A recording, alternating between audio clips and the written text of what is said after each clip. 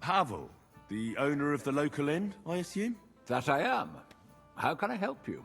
When I asked where I should go in this city for good wine, your inn was recommended. You've come to the right place. You won't find better wine in this city. Have you come from far away? Very far, Goodman. I'm Henry, and I rarely hear my name spoken in my native tongue. You don't say. Where's the last place you were? I did a lot of traveling in Italy, from north to south. Wonderful. It's not often I get the chance to talk to someone so well-traveled. It'd be nice to have someone to discuss the drink of kings with. An invitation I can't refuse. Thank you. Well, good man, how shall we begin our tasting? Ah, I know. How about a little white to begin with? Excellent. Christ, what's the hold up?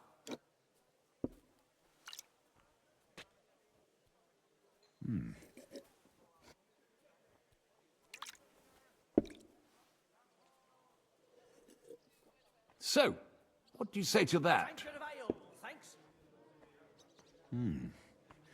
Hints of vanilla. That's uncommon. And I have to say, that greenish spring color is perfect. You're right. A rare flavor and color tone.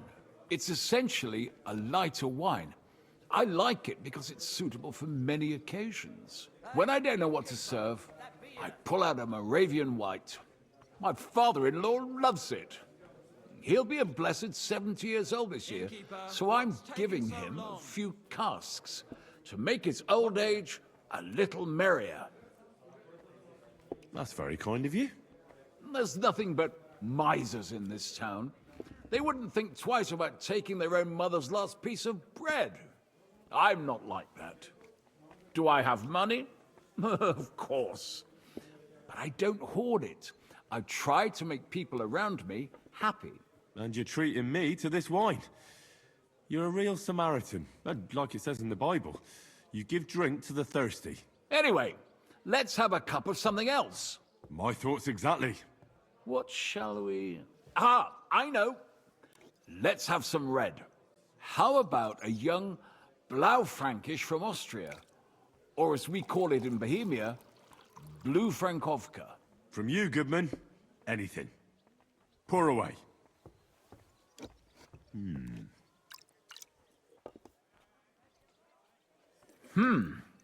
Quite a decent vintage. A bit bitter for my tastes. But you said it's a young Blaufränkisch. I'm getting notes of black currant. The color is dark, almost purple, but as it should be. Yes, the color enchants me every time. Almost like drinking from an inkwell. Oh, never drunk ink. Would you recommend it? My grandfather used to say, you won't know till you've tried it. He lived and died by that saying. Uh-huh. What happened to him? Well, the poor fella suffered from ulcers. So one day, true to his favorite saying, he tried drinking spirits to cure himself. Burn the canker, he said. Well, he burnt it so thoroughly, he was dead in a week. God rest his soul. To your grandfather, and his contribution to advancing the knowledge of medicine.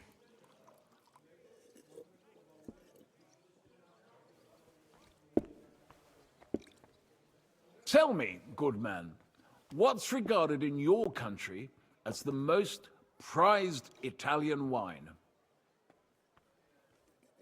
Definitely Vinsanto. A sacred wine. It's a straw wine from Tuscany. But it's still dry, and they say it works miracles. Ah, every wine can do that, good man. It loosens men's lips and women's legs. Ha! Ah, true. Good health.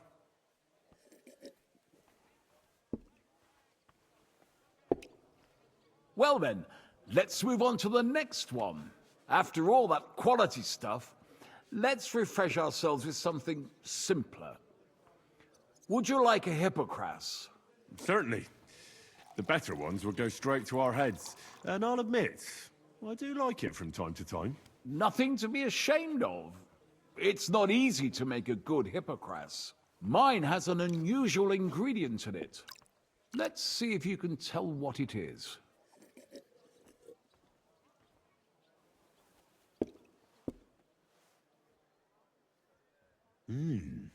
Very nice. I'd say it's mint? Precisely. It gives a nice freshness, wouldn't you say? And there's a garden full of it right behind the tavern. I don't know where to put it all. But it's missing some kick. I reckon your cook forgot to add something.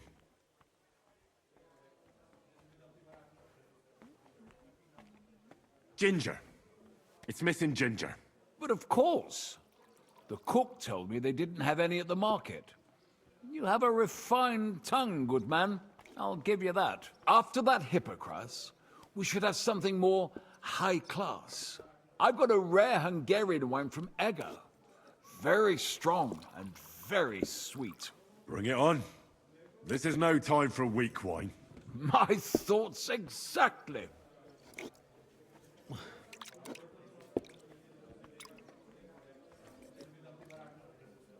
So what do you think? Good, isn't it?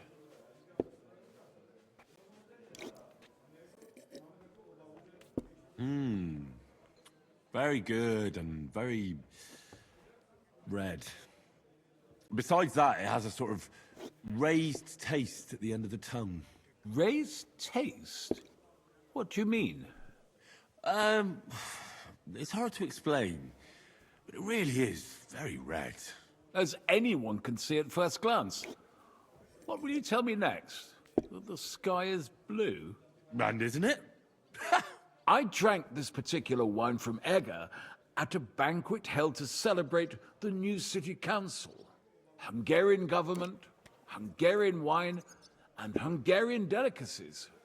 I was so looking forward to enjoying some nice Hungarian sausages or pate, but I ended up leaving disappointed. How so? They started bringing out melons, apples, plums, and all sorts of other fruit. And finally, they served fish. I don't eat fish, and fruit makes me burp. So I went hungry at a feast. Well, that's very unusual.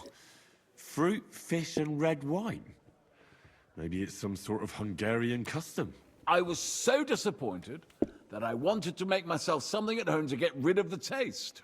But I was so drunk that I fell asleep.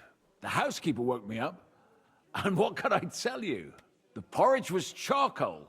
The kitchen was like a smokehouse, and I had egg on my face. Well, that's Hungary checked off the list. What's next? How about something local? I noticed there were vineyards in Kuttenberg. But of course, we have vineyards and grapes from Burgundy that Emperor Charles himself had brought in.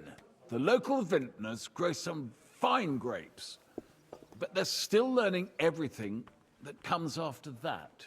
The local stuff gets diluted a lot. They flavor it with all sorts of shit, or leave it for vinegar. Don't tell me you don't have a drop of anything local that would be worth trying. Well, there's the monastery secret. A wine from the Sedlets monastery. My cousin Jerome is the custodian of the monastery vineyard. Ah. Why is it called secret? Taste it, and you'll see.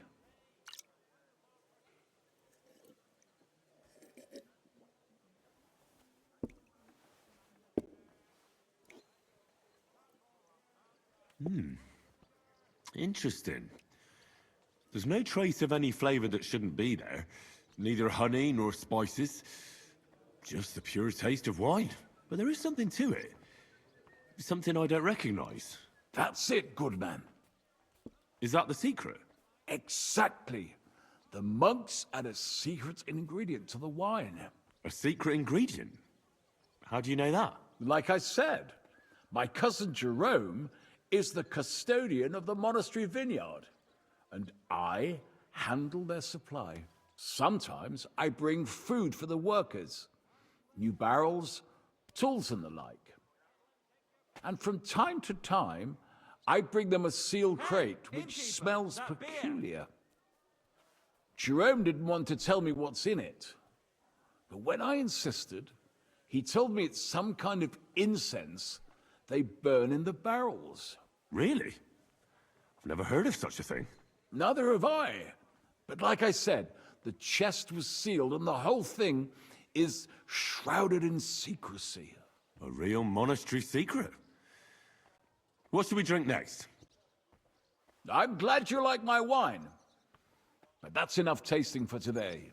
After all, I've offered you everything worth trying, and now the wine is starting to go to my head. But you're welcome to stay in my tavern as long as you like. I have to say, I really enjoyed our chat.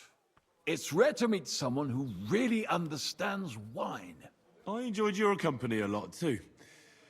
Nevertheless, I won't keep you, Goodman, and I'll bid you farewell. Farewell, and if you decide to extend your stay in Kuttenberg, stop by for a drink again. Definitely. God be with you.